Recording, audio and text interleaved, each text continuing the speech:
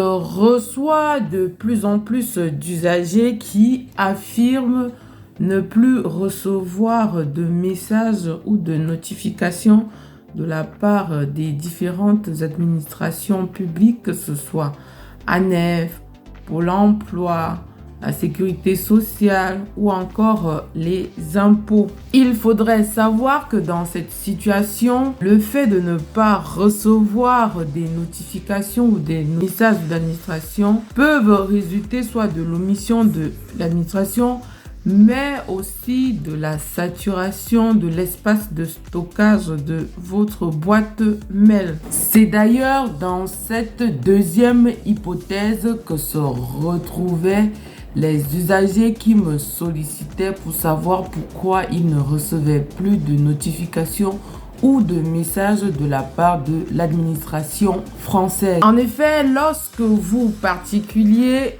créez un compte mail pour pouvoir recevoir des messages entre particuliers ou pour recevoir des messages de l'administration, l'espace de stockage est environ 15 gigas, l'équivalent de 20 films à peu près de 2 heures de temps chacun. C'est grâce à cet espace de stockage que vous pouvez voir de manière permanente les messages que vous recevez, également les messages que vous envoyez. Cet espace peut également vous aider à conserver des vidéos ou des photos. Cependant, lorsque l'espace de stockage est plein, il devient pour vous impossible de recevoir ou d'envoyer des messages. Concernant l'envoi, le message sera mis en attente et vous allez croire que vous avez envoyé le message alors que rien n'a été fait. Alors, il est très important de garder un espace de stockage libre dans votre boîte mail pour rendre ainsi fluide l'envoi et la réception de vos messages, surtout administratifs.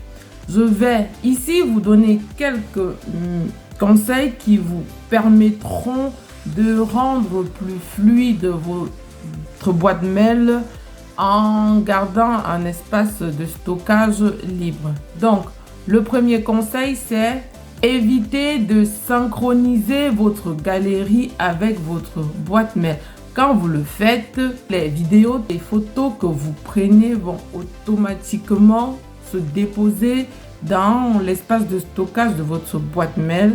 Deuxième conseil, évitez de vous inscrire avec votre boîte mail administratif à tous les newsletters que vous rencontrez sur Internet. Parce que à travers l'inscription des newsletters, vous recevez automatiquement des messages. Et si vous oubliez de supprimer ces messages, ils vont petit à petit remplir l'espace de stockage de votre boîte mail. Troisième conseil, à côté de votre adresse mail administrative, créez une autre adresse mail professionnelle ou particulier. Cela vous empêchera d'avoir beaucoup de messages où vous avez l'embarras de choix concernant la suppression des messages.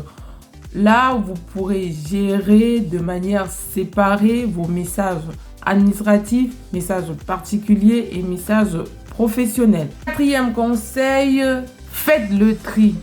Pensez à supprimer les messages qui ne sont pas importants dans votre boîte mail administrative, car le plus souvent, ce sont ces messages qui saturent également l'espace de stockage de votre adresse mail. Et après cela, pensez à vider la corbeille de votre adresse mail.